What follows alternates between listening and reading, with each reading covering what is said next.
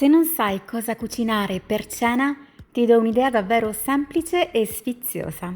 Gli involtini di peperoni al forno con mozzarella e salame.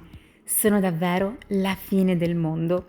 Prima di cominciare vorrei invitarvi ad iscrivervi al mio canale e a lasciare un bel like a questo video. Grazie!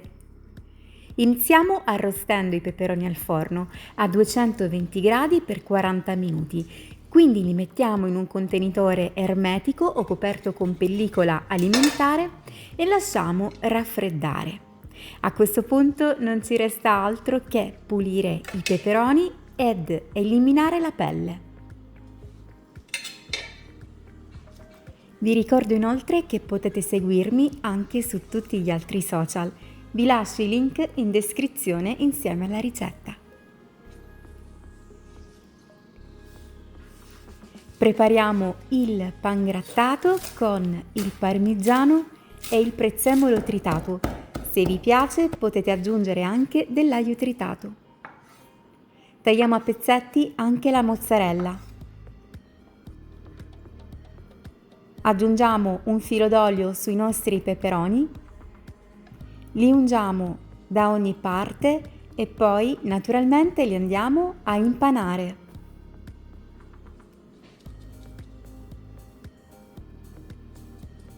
Ricordate di attivare la campanella per ricevere tutte le notifiche quando carico un nuovo video.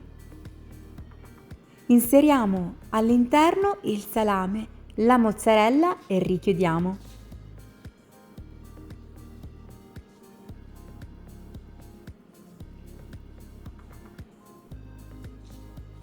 Fermiamo il tutto utilizzando degli stuzzicadenti.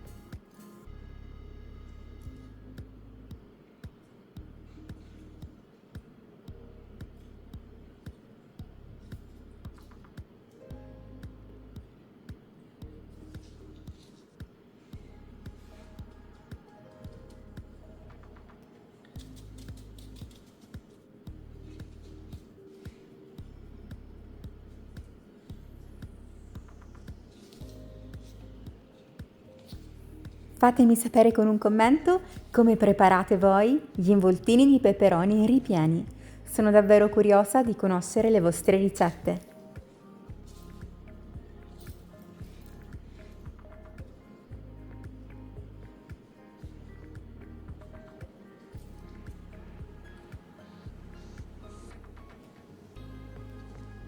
Dopo aver preparato tutti gli involtini li andiamo a disporre in una pirofila. Aggiungiamo un filo d'olio.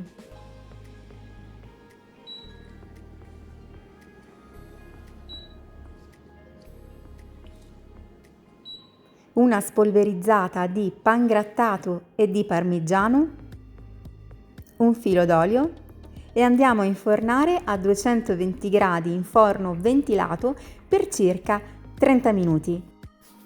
Naturalmente di tanto in tanto andiamo a controllare perché ogni forno è diverso e potrebbe volerci qualche minutino in meno. E voilà! I nostri involtini ripieni di peperoni sono pronti! Sono davvero buonissimi sia caldi che freddi.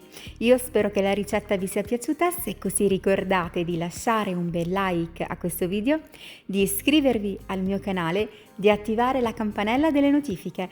Potete seguirmi anche su tutti gli altri social e naturalmente potete condividere la ricetta con tutti i vostri amici cliccando sul pulsante condividi. Io vi ringrazio per aver guardato questo video, ci vediamo domani con una nuova ricetta. Ciao e buon pomeriggio!